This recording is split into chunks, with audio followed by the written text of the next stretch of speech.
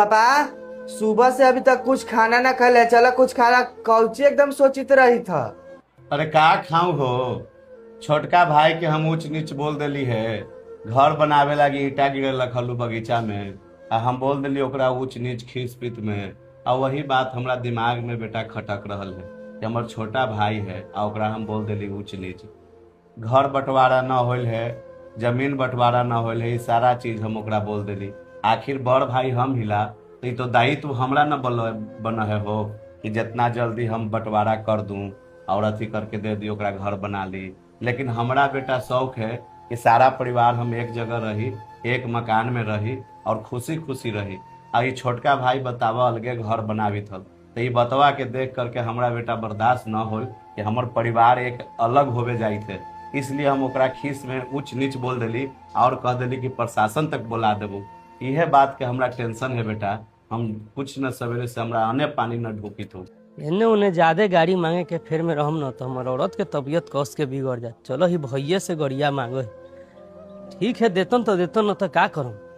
चलो ही मांगो ही आऊ का भैया। ए भैया। अरे चाचा चलो आबा आबा बैठा। प्रेम भाई आओ आओ बैठ बैठ बैठ। हम तोरे बात के चलते हम चिंतित ही ला रे भाई। सवेरे ही से हम तोरा ऊंच नीच बोल दिली है, जे है बात के हम टेंशन लेकर के बैठल हैं। क्या जरूरी पड़ गल भाई? बड़ा हड़बड़ाई लावी था, कोई इमरजेंसी है का? हाँ भैया इमरजेंसी है तो निशा गाड़ी के काम होल भैया। हमार औरत के तबीयत कस के खराब है ओकरा हॉस्पिटल में लेके जाला है। देखो ना सगरो हम मांग के गाड़ी थक गली लेकिन हमरा कोई गाड़ी न दिलक। तो निशा गाड़ी हमरा दे तो न हल तो ले जाके औरत के हम देखवा देती हल। अरे पगला तो हम सवेरे बोल दिली वो बात के तू टेंशन लेकर के तू हमरा फिर ना आए पहले आ गाँव घर में जाए लगले गाड़ी मांगे। बोल हम मर गली हल तोरा लगी रे। अब तबीयत खराब है तो एक काम कर, अब देरी मत कर। हम बेटवा के कहू पहुंचा दे तू जा करके तोरा हॉस्पिटल में। आ जो परिवार के लेकर के आओ आ जल्दी निकाल के लेके जो हॉस्पिटल। ठीक भैया तनी बउआ के बोला ना पहुंचा देथल। ठीक है। अरे बेटा किसान कौची पापा ए हो एक काम कर, जरा गड़िया से ले जा करके चाची के हॉस्पिटल में पहुंचा दो। आई चाचा के भी बैठा लिया, तबीयत खराब है इनकर आ जाके दिखवा दो।